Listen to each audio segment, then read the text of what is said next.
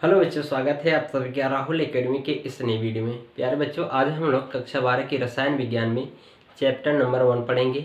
ठीक है, जिसका नाम है ठोस अवस्था। ठीक है प्यारे बच्चों, इस चैप्टर से आपके बहुत ही महत्वपूर्ण क्वेश्चन उठते हैं बोर्ड के एग्जाम में। ठीक है, यहाँ से न्यूमेरिकल भी पूछे जाते हैं और भी कुछ महत्वपूर्ण प्रश्न हैं जिनके बारे में मैं आप लोगों को यहाँ पर अच्छे तरीके से एक्सप्लेन करने वाला हूँ। ठीक है, तो चलिए हम लोग वीडियो को स्टार्ट करते हैं और समझते हैं। सबसे पहले जो आज की जो हमारी टॉपिक है वो है क्रिस्टल तंत्र के प्रकार। ठीक है, क्रिस्टल तंत्र के प्रकार या इसी को हम कह देते हैं एकक कोष्ठिका के प्रकार। ठीक है, तो यहाँ पर हम लोग इसके प्रकार को देखेंगे कि ये कितने प्रकार के होते हैं, फिर उनके जितने टाइप्स हैं यानी कि इसके जितने प्रकार हैं उन सभी के बारे में समझेंगे। ठीक है, और साथ ही साथ में उन सभी के परमाणुओं की संख्या को भी हम लोग निकालेंगे कि उनमें कितने परमाणु संख्या होती है। ठीक है, तो चलिए देरी ना करते हुए वीडियो को स्टार्ट करते हैं। ठीक है, तो यहाँ पर लिखा गया है जो आज की जो हमारे टॉपिक है ये है कि क्रिस्टल तंत्र के प्रकार। ठीक है, तो जो क्रिस्टल तंत्र जो हमारा होता है यानी कि जो एकक कोशिका जो हमारी होती है वह दो टाइप की होती है। ठीक है, पहला जो हमारी जो एकक कोशिका होती है वह होती है आद्य एकक कोशिका और दूसरी होती है केंद्रित एकक कोशिका। ठीक है, तो यहाँ पर देखिए मैं लिख रहा हूँ, लिखेंगे यह, यहाँ पर लिख रहा हूँ यह दो प्रकार के होते हैं, यह दो प्रकार के होते हैं। ठीक है, यह कितने प्रकार के होते हैं? दो प्रकार के होते हैं। नाम लिख दिया जाए। यहाँ पर पहला है आद्य एकक कोशिका, आद्य एकक कोशिका। ठीक है, इसी को हम सरल एकक कोशिका भी कहते हैं। ठीक है, सरल एकक कोशिका, एकक कोशिका। ठीक है, सरल एकक कोशिका, और हम इसको यहाँ पर इंग्लिश में कहते हैं सिंपल क्यूबिक सेल। ठीक है, यानी यहाँ पर इंग्लिश में लिख दे रहा हूँ सिंपल क्यूबिक सेल। ठीक है, इसको इंग्लिश में कहा जाता है सिंपल क्यूबिक सेल। ठीक है, शॉर्ट फॉर्म में इसको कहा जाएगा, ठीक है, SCC।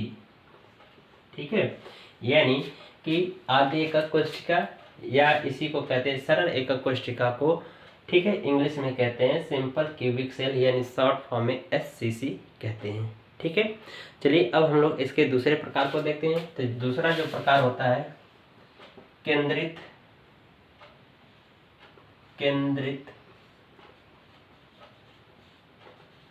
एकक कोशिका। ठीक है, केंद्रित एकक कोशिका। ठीक है, केंद्रित एकक कोशिका, तो यहाँ पर देख रहे हो कि जो केंद्रित एकक कोशिका है, अब ये जो हमारा होता है ये तीन प्रकार का होता है। बात समझ में आई? यानी कि पहला जो है आद्य एकक कोशिका या सरल एकक कोशिका, इसी को हम कहते हैं सिंपल क्यूबिक सेल यानी SCC शॉर्ट फॉर्म में। ठीक है, दूसरा जो टाइप हमारा होता है वो होता है केंद्रित एकक कोशिका। ठीक है, केंद्रित एकक कोशिका जो होती है ये हमारी तीन पार्ट में बांटी गई है। तो यहाँ पर पहला जो पार्ट है, यहाँ पर मैं A नंबर ले रहा हूँ। पहला जो A नंबर है ये है हमारा अंतः केंद्रित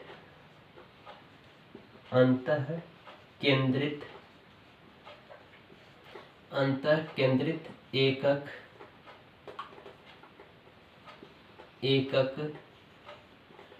कोशिका।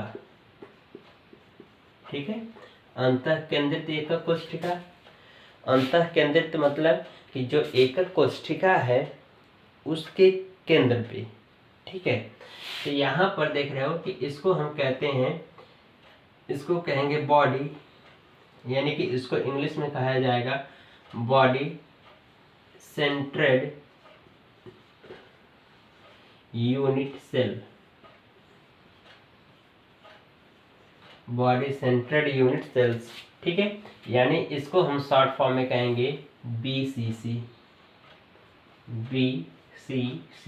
यानी कि B यानी बॉडी सेंट्रेड यूनिट सेल। यानी कि इसको हम इंग्लिश में कहेंगे BCC, ठीक है, शॉर्ट फॉर्म में बोलेंगे, यानी बॉडी सेंटर्ड यूनिट सेल। जो दूसरा है, अब इसी का जो अगला जो पार्ट है वो है फलक केंद्रित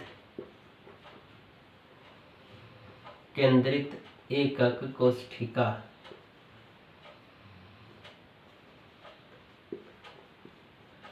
फलक केंद्रित एकक कोशिका, ठीक है, इसको हम इंग्लिश में कहेंगे फेस सेंट्रेड यूनिट सेल। ठीक है प्यारे बच्चों, ये इसको हम इंग्लिश में कहते हैं फेस सेंट्रेड यूनिट सेल, ठीक है। इसका शॉर्ट फॉर्म यानी F सेंट्रेड C यूनिट सेल यानी C, यानी इसको हम शॉर्ट फॉर्म में कहते हैं FCC, ठीक है। अगला जो पार्ट है इसी का ये है C पॉइंट, इसको हम कहते हैं, जो तीसरा जो पार्ट होता है ये होता है अंत्य केंद्रित एकक कोशिका। अंत्य केंद्रित एकक कोशिका, यानी इसको हम इंग्लिश में कहते हैं इंड सेंट्रेड यूनिट सेल्स, ठीक है। इसको शॉर्ट फॉर्म में कह सकते हैं ECC, ठीक है। तो ये जो है इतने टाइप की हमारी जो होती है केंद्रित एकक कोशिका होती है, ठीक है। प्यारे बच्चों, एक बार फिर से पूरी बात को समझते हैं, फिर इसके बाद एक एक करके इनका हम एक्सप्लेन कर रहे हैं, ठीक है। पहले देख लीजिए, पहले क्रिस्टल तंत्र के प्रकार, जो आज की जो हमारी मुख्य टॉपिक है, इसी को हम कहते हैं एकक कोशिका के प्रकार, ठीक है। तो यहाँ पर लिखा गया कि यह 2 प्रकार के होते हैं, ठीक है। देख रहे हो कि यहाँ पर एकदम मैं बिल्कुल आसान और सबसे सरल तरीके से समझाने वाला हूँ, ठीक है। ज़्यादा लेंदी नहीं मैं करने वाला हूँ, जो कि मैं इतना ही बताऊँगा जो कि आपके बोर्ड के एग्जाम में उतनी ज़रूरत हो, ठीक है, और आप अच्छे से लिख करके हैं और अच्छे नंबर भी प्राप्त कर सकेंगे, ठीक है। तो चलिए यहाँ पर देख रहे हो कि पहला है, यहाँ पर हमने लिखा है कि यह 2 प्रकार के होते हैं। पहला है आद्य एकक कोशिका, इसी को हम कहते हैं सरल एकक कोशिका, ठीक है। इसको इंग्लिश में कहते हैं सिंपल क्यूबिक सेल, यानी इसको हम शॉर्ट फॉर्म में कह सकते हैं SCC। बात समझ में आई। अब जो अगला जो इसी का पार्ट होता है वो दूसरा नंबर है केंद्रित एकक कोशिका, ठीक है। अब जो केंद्रित एकक कोशिका जो होती है, अब ये हमारे 3 पार्ट में बांटी गई है।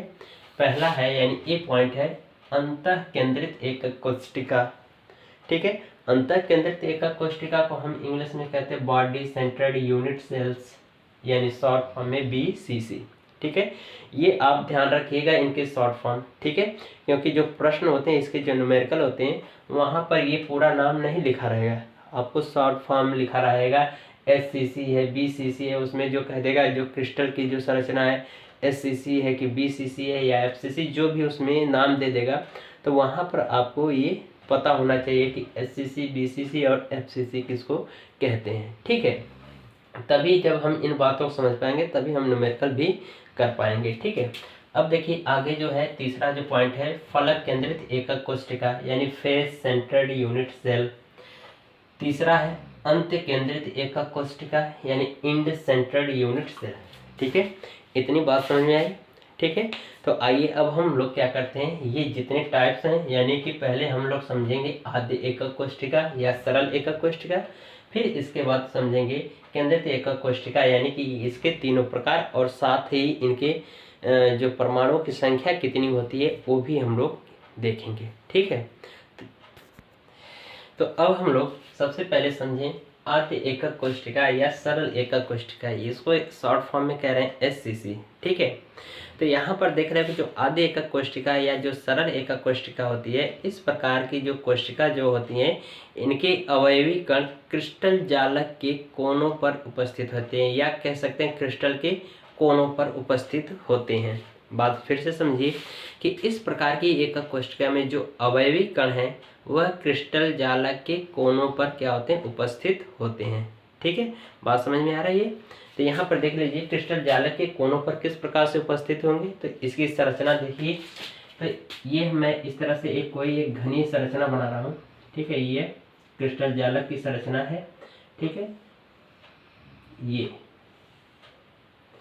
तो मैंने कहा है कि यहाँ पर इसमें जो होते हैं, जो अवयवी कण होते हैं, यानी इस प्रकार के जो एकक कोशिका होती है, इसमें अवयवी कण ये क्या होते हैं, घन के कोनों पर उपस्थित होते हैं या क्रिस्टल जालक के कोनों पर उपस्थित होते हैं।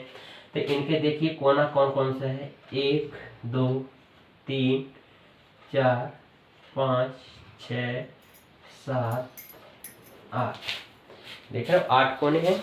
8 कोनों पर ये क्या होते हैं, परमाणु इनके उपस्थित होते हैं, अवयवी कण, ठीक है। तो यहाँ पर डेफिनेशन लिख रहे हैं, यहाँ पर लिखेंगे इस प्रकार की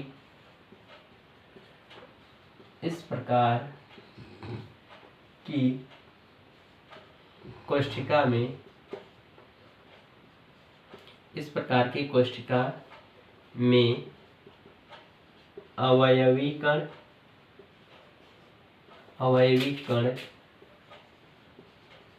क्रिस्टल जालक के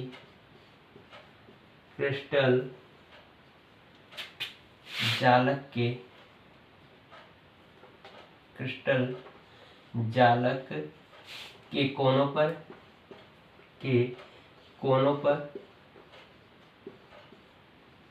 पर उपस्थित होते हैं, इस प्रकार की कोशिका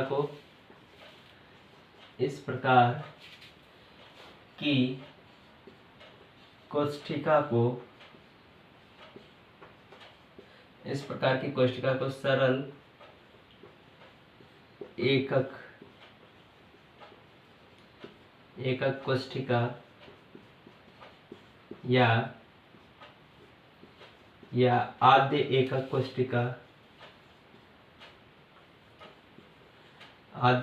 कोशिका कहते हैं।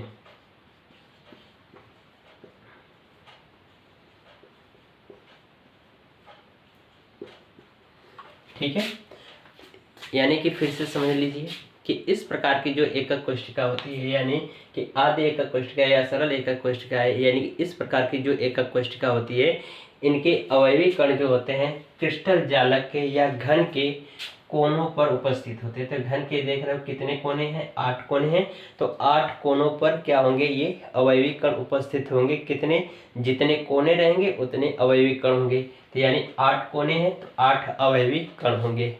ठीक है, अब हम इसी में इनका निकाल लेते हैं परमाणुओं की संख्या। ठीक है, तो यहाँ पर लिखेंगे क्योंकि इस कोशिका में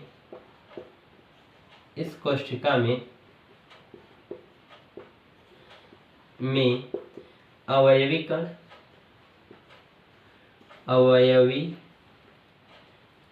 कण कोनों पर उपस्थित हैं,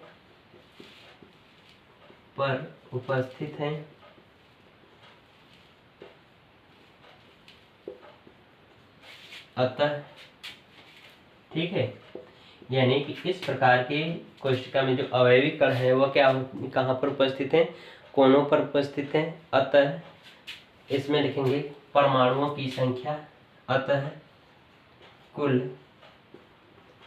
परमाणुओं की संख्या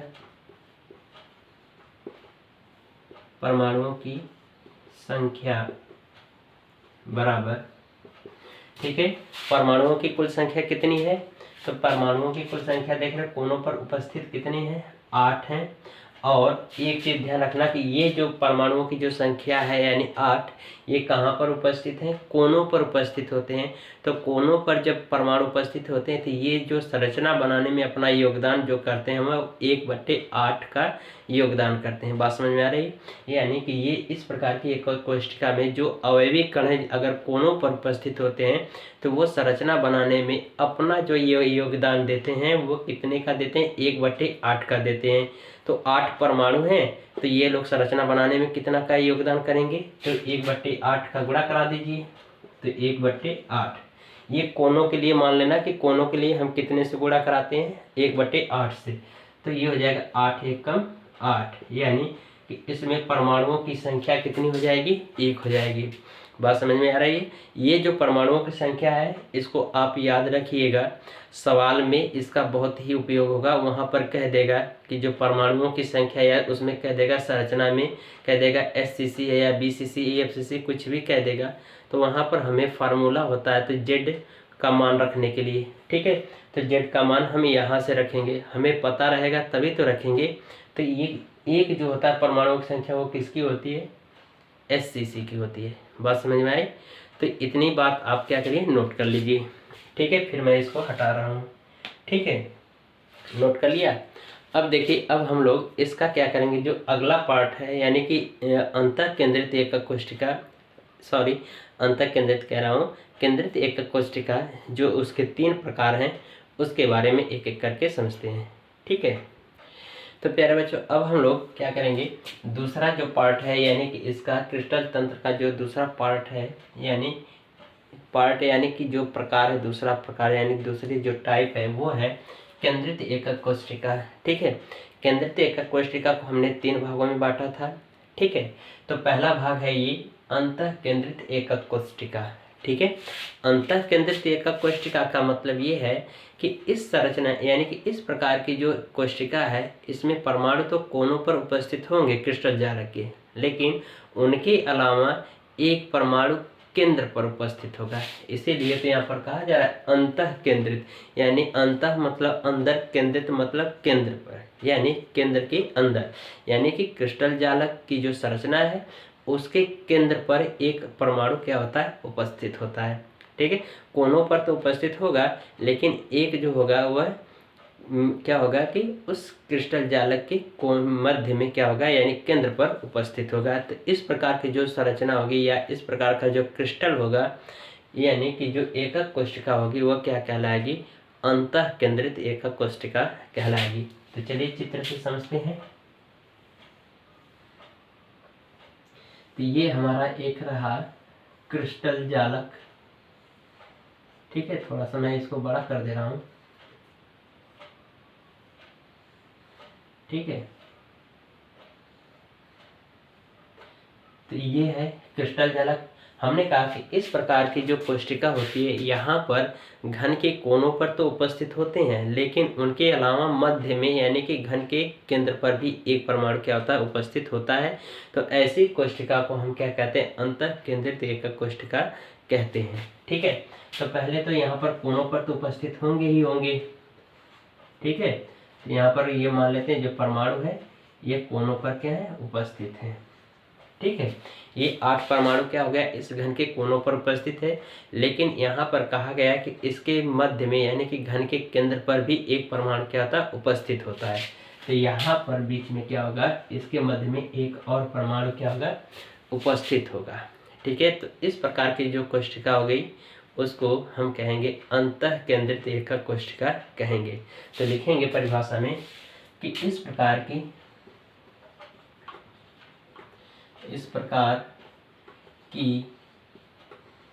कोशिका में अवयवी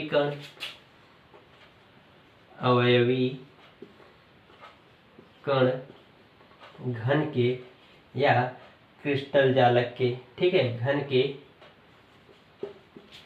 केंद्र पर, घन के कोनों पर, ठीक है, घन के कोनों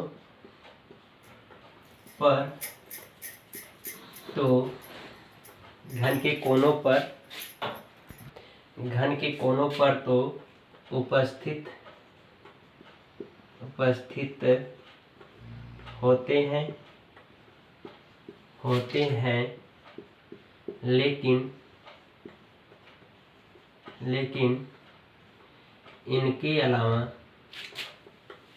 लेकिन इसके अलावा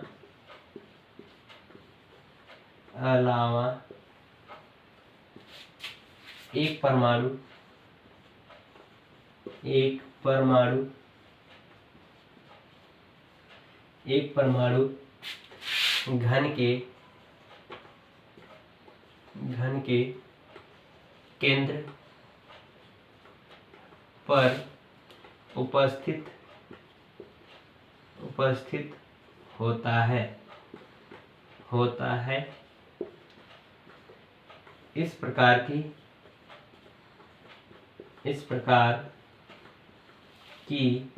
कोष्ठिका को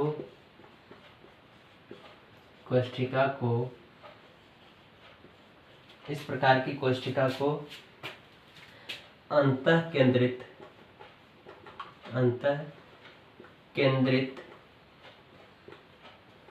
एकक कोष्ठिका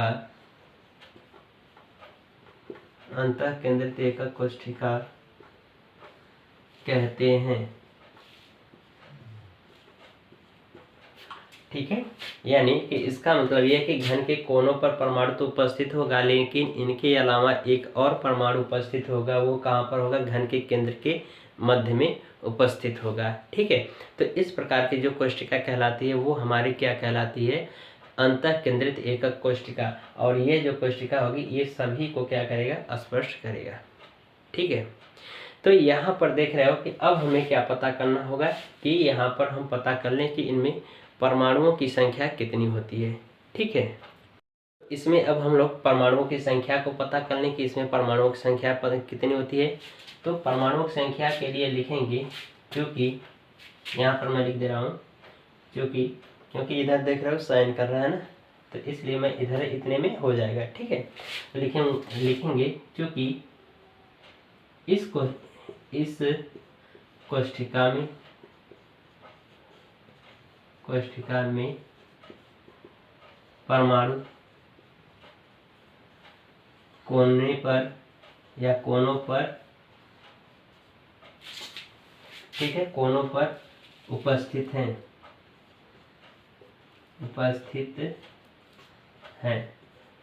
ठीक है, अतः ठीक है, यहाँ पर ये लिखा गया है इस कोशिका में परमाणु कोनों पर उपस्थित है। कितने परमाणु? 8 परमाणु। ठीक है, 8 परमाणु कोनों पर उपस्थित हैं। अतः मैंने कहा कि जब कोनों पर परमाणु उपस्थित होते हैं तो उनकी संख्या के लिए, यानी कि वह जो संरचना बनाते हैं, कितना का योगदान करते हैं? 1/8 का करते हैं। तो इसके लिए लिख देंगे अतः परमाणु की संख्या बराबर परमाणु की संख्या बराबर कितने कोनों पर? 8 परमाणु हैं। कितने का योगदान करते हैं? 1/8 का योगदान करते हैं। तो 1/8 का गुणा करा दें तो ये कट जाएगा, तो बराबर कितना आ गया? परमाणु 1 परमाणु देख रहे हो कि कोनों पर है या मध्य में है, तो लिखेंगे केंद्र पर परमाणु, केंद्र पर उपस्थित परमाणु की संख्या। केंद्र पर उपस्थित परमाणु कितने हैं? 1 है, तो इसलिए यहाँ पर 1 लिख देंगे। तो अब हम क्या निकालें? कुल परमाणु की संख्या। तो लिखेंगे कुल परमाणु की संख्या, कुल परमाणु की संख्या। ठीक है, तो कुल परमाणु की संख्या कितनी हो जाएगी? तो ये दोनों जोड़ दो, 1 + 1 बराबर 2। ठीक है, यानी कि ये आप ध्यान रखिएगा इतने पॉइंट, यानी कि जो BCC है, BCC में परमाणुओं की कुल संख्या कितनी होती है? 2 होती है। ठीक है, ये ध्यान रखिएगा। यहाँ से बहुविकल्पी क्वेश्चन भी बन सकता है, पूछ सकता है कि BCC में परमाणुओं की संख्या कुल कितनी होती है? तो 2 होती है। ठीक है, और इन पे आधारित न्यूमेरिकल भी रहते हैं। ठीक है, तो आइए हम लोग अब इसी का अगला भाग देखते हैं। ठीक है, तो इसको मैं हटा दूं, इसको नोट करना हो तो कर लीजिए। ठीक है, कर लिया। तो अब हम लोग इसका दूसरा पार्ट देखते हैं, यानी कि फलक केंद्रित एकक कोष्ठिका। इसको हम शॉर्ट फॉर्म में कहते हैं FCC। ठीक है, FCC यानी फुल फॉर्म इसका क्या होगा? Face centred unit cell. ठीक है, तो यहाँ पर देख रहे हो कि नाम से स्पष्ट है कि फलक केंद्रित एकक कोष्ठिका। फलक मतलब होता है दीवार। जैसे कमरे की 6 दीवार हैं, यानी कि एक अगल बगल की, यानी कि आप कमरे में बैठे हैं अगर आप, तो देख लीजिए, तो एक आपके अगल बगल के आमने सामने की जो 2 दीवारें हो जाएंगी, 1 2 3 4 4 दीवार है और एक ऊपर और एक नीचे, 5 1 6 हो गए।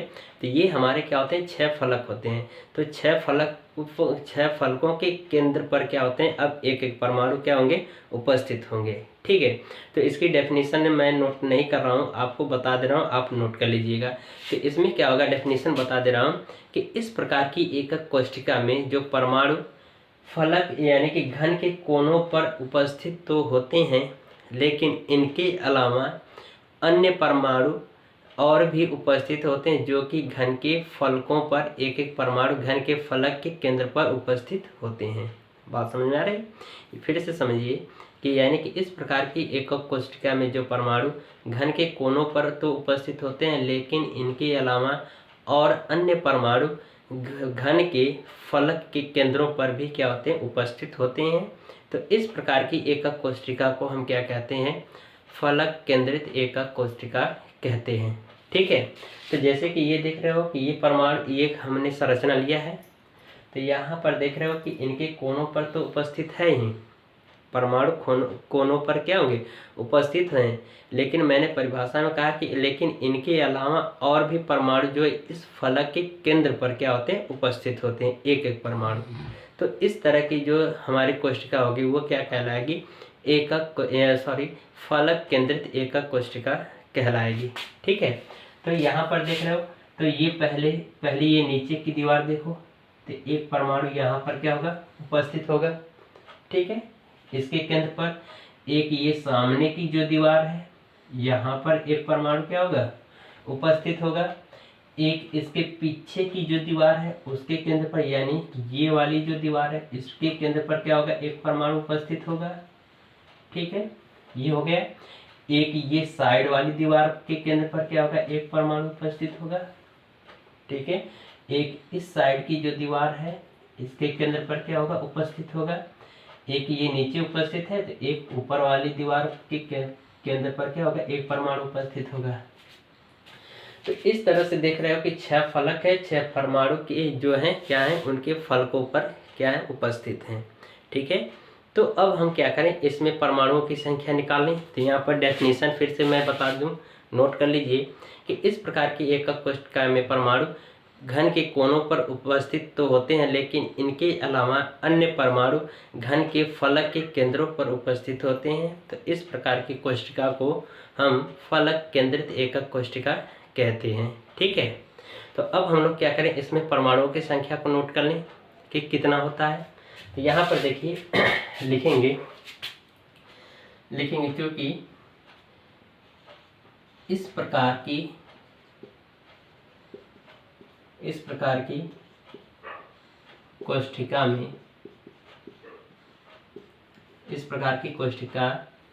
में अवयवी कण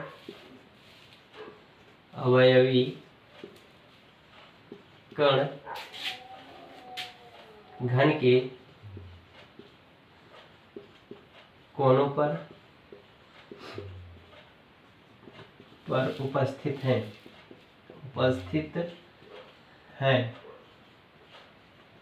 अतः ठीक है, यानी कि इस प्रकार की कोष्ठिका में देख रहे हो जो अवयवी कण है वह घन के कोनों पर उपस्थित हैं। कितने कोनों पर उपस्थित हैं, तो लिखेंगे कोनों पर उपस्थित परमाणुओं की संख्या, तो लिखेंगे कोनों पर उपस्थित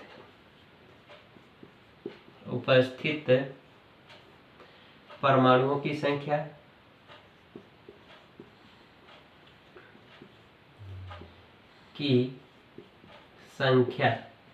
कोनों पर उपस्थित परमाणुओं की संख्या कितनी होगी।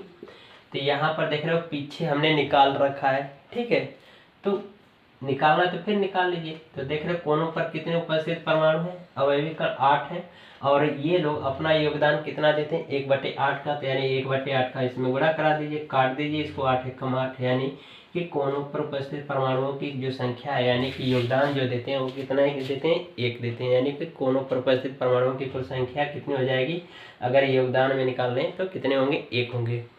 अब कितने 6 परमाणु कहाँ पर उपस्थित हैं, फलक के केंद्र पर। तो लिखेंगे फलक के केंद्र पर केंद्र पर उपस्थित परमाणु,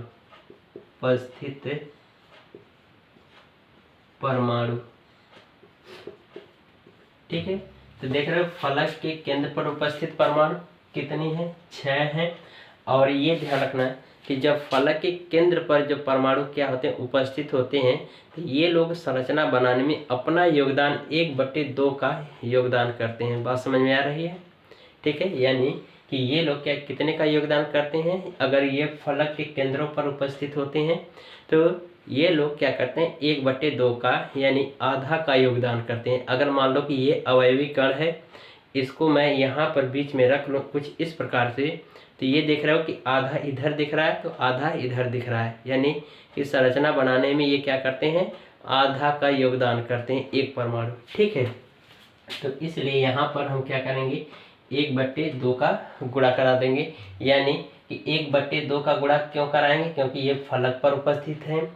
1/8 का गुणा कराएंगे, क्यों कराएंगे, कराया गया, क्यों कराया गया, क्योंकि ये परमाणु कोनों पर उपस्थित होते हैं। तो कोनों के लिए आप 1/8 रखिएगा, और फलक के लिए जब फलक के केंद्र पर उपस्थित हो तो उनके लिए 1/2 का है, ठीक है। तो ये काट दीजिए इसे, 2 3 6।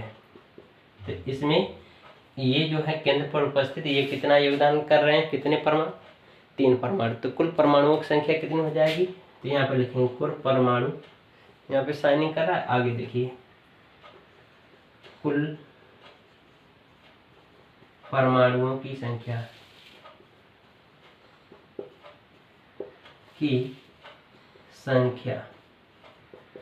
ठीक है।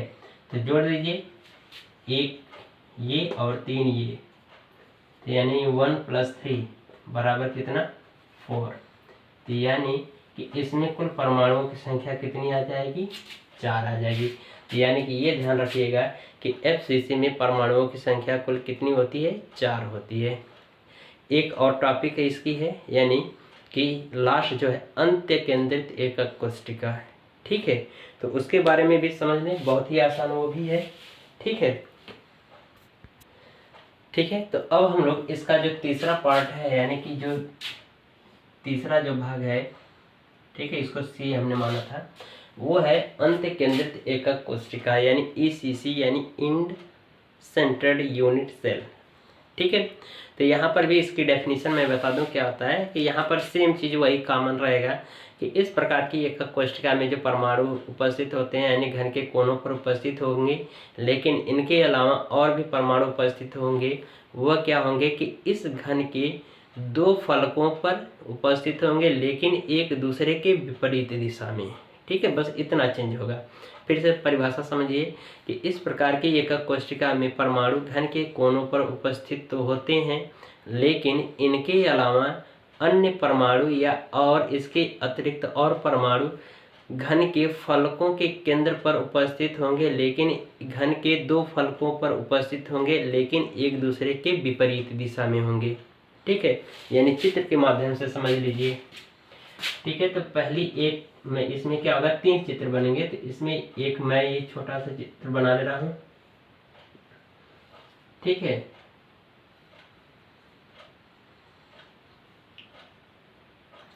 ये एक तो ये हो गया चित्र, ये परमाणु इनके घन के कोनों पर तो उपस्थित होंगे ही होंगे हमेशा, लेकिन इनके अलावा जो आगे परिवर्तन करना है मैं उसको आगे बता रहा हूँ अभी। एक और बना लीजिए यहाँ पर,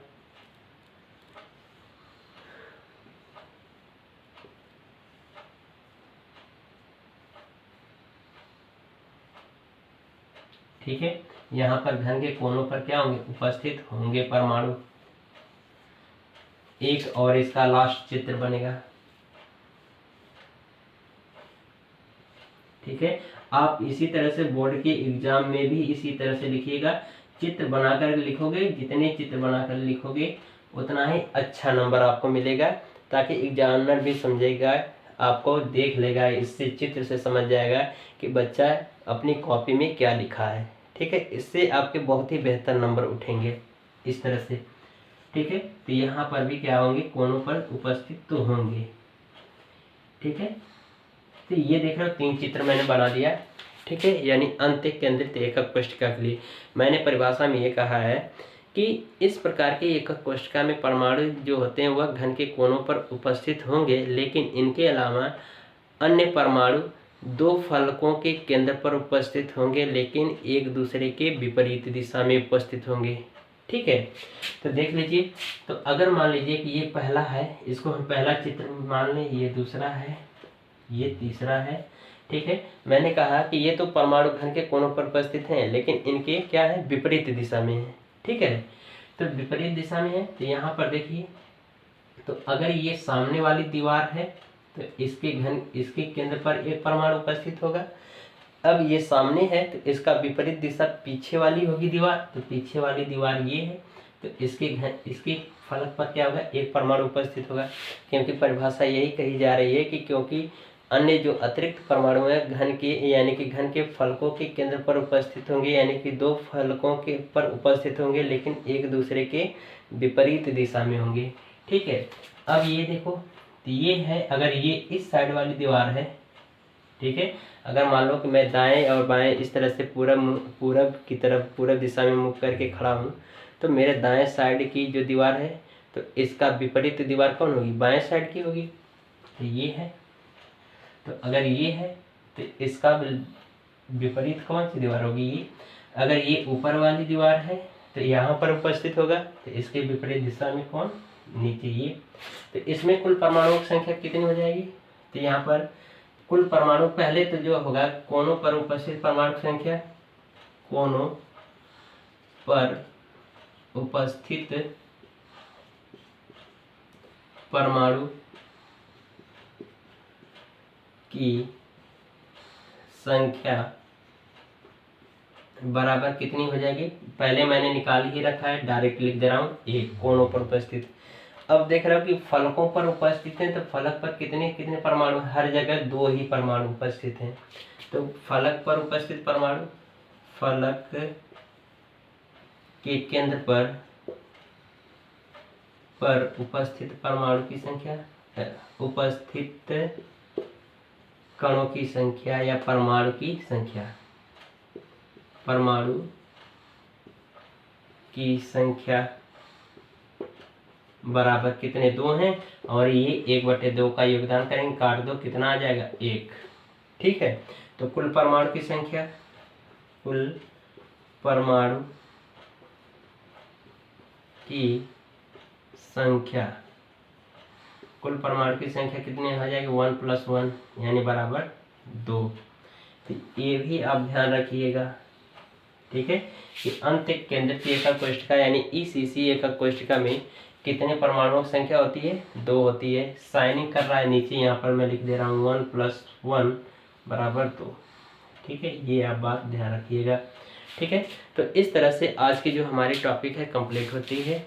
तो प्यारे बच्चों, अगर आपको यह वीडियो पसंद आई है तो वीडियो को लाइक करिएगा, शेयर करिएगा, और हमारे चैनल को ज़रूर से ज़रूर सब्सक्राइब करिएगा, ताकि इसी तरह से हम आपके लिए और भी इंटरेस्टेड वीडियो आपको ला सकें, प्रोवाइड कर सकें, जिससे आपके बोर्ड एग्ज़ाम जो 2023 में होने वाला है वो बेहतर से बेहतर आपकी तैयारी हो सके। ठीक है, तो चलिए मिलते हैं इसी तरह से अगले वीडियो में, तब तक के लिए गुड बाय, थैंक यू।